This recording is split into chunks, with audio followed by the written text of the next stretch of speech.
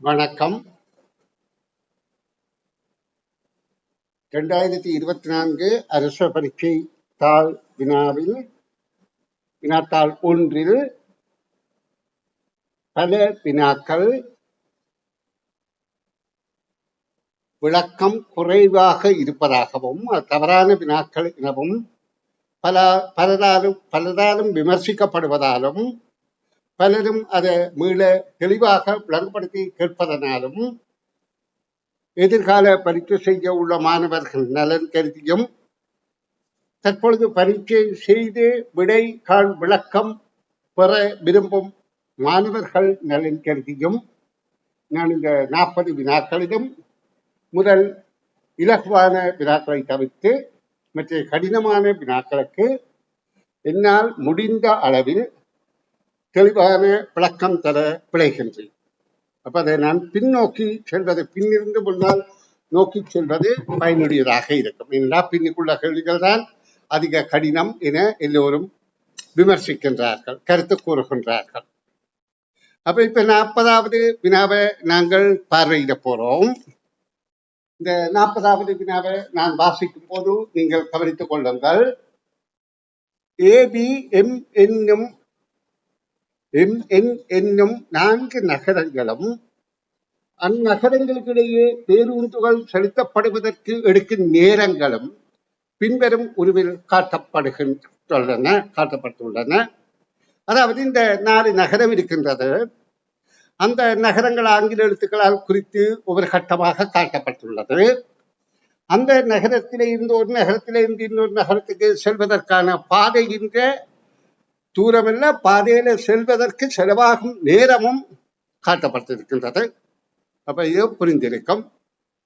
எந்த ஒரு பேருந்தும் நகரம் ஏயிலிருந்து அல்லது நகரம் பியிலிருந்து முற்பகல் 9, 9:30, 10, 10:30 என்றவாறு 30 நிமிடங்களுக்கு ஒரு தடவை புறப்படலாம்.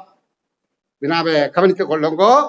இதுல சொல்லப்படுகின்ற தகவல் என்னென்றால், எந்த ஒரு பேருந்தாக இருந்தாலும் எங்கிருந்து புறப்பட்டு வந்த பேருந்து எந்த நேரம் வந்தாலும் அந்த பேருந்துகள் இந்த ஏபி என்கின்ற இரு நகரங்களில மாத்திரம் அங்கே இருந்து எந்த நேரமும் அங்க வந்து சேரலாம்.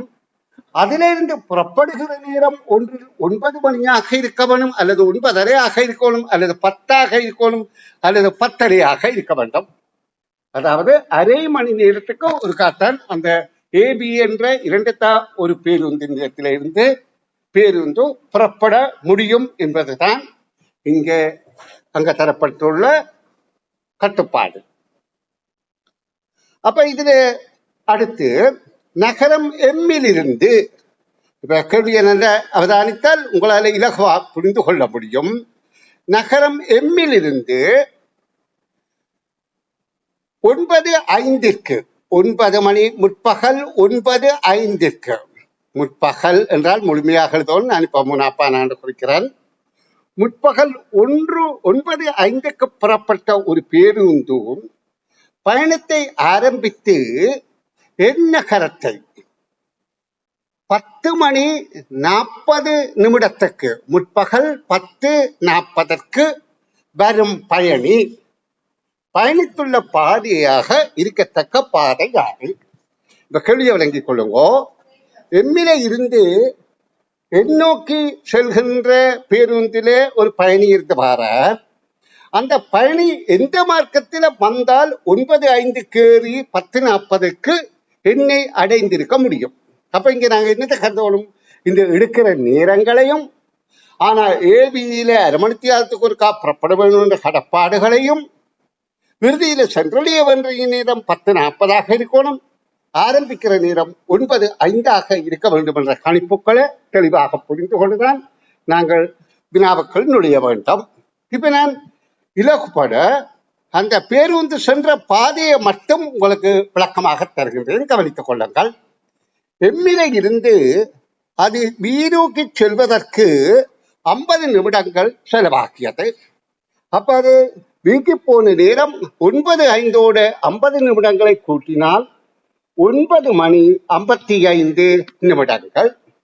ஆனா முதலில் சொல்லப்படுகின்றது ஏபி என்ற இடங்கள்ல இருந்து அரை மணித்தியாலத்துக்கு ஒருக்காத்தான் பேருந்து புறப்படலாம். அப்ப பியில இருந்து அதை புறப்பட நேரம் போற நேரம் 10 மணி.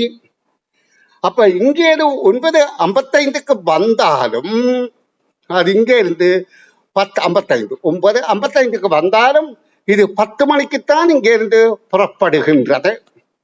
10ல இருந்து நோக்கி போக அது 10:15 அடைகின்றது. ஆனா இங்க ஏற்கனவே சொல்லப்பட்டிருக்கு அந்த பேருந்தில் அரமணித்தியாலம் என்றபடியால் இப்ப பேருந்து நிலையத்தில இருந்து அது என்னை நோக்கி செல்வதற்கு பொருத்தமான நேரம் 10:30க்கு தான் புறப்படலாம். 10:30. அப்ப 10:30க்கு புறப்பட 10 நிமிடத்திலே அது 10:40க்கு என்னை அடையும். இப்ப உங்களுக்கு நன்றாக புரிந்திருக்கும் நினைக்கிறேன். முதல்ல இந்த பேருந்து இப்படியாக வந்தது, பிறகு இப்படி போனது, பிறகு இப்படியாக போகின்றது. இப்ப கேள்வி என்ன? இந்த பேருந்தில பயணித்த ஒருவர் இந்த வழிப்பாதையில செல்கின்றார். எம்மில இருந்து கீழே உள்ள எழுத்து பிக்கு வருகின்றார். அப்ப முதலாவது எம்மில இருந்து பிக்கு வருகின்றார், பிறகு ஏக்கு செல்கின்றார், பிறகு என்னை சென்றடைகின்றார். அப்ப இதுல முதலாவது விடை நிச்சயமாக சரியாக இருக்கும். இதில் எந்தவித சந்தேகமும் யாரும் கொள்ள தேவையில்லை. இதே போல என்னால் முடிந்த அளவில் இந்த பரீட்சைத்தாள் வினாக்களுக்கு விடைகாண் விளக்கங்கள் ஓரிரு தினங்களுக்குள் நான் வழங்குவேன் என்பதை கவனத்தில் கொள்ளுங்கள். நன்றி.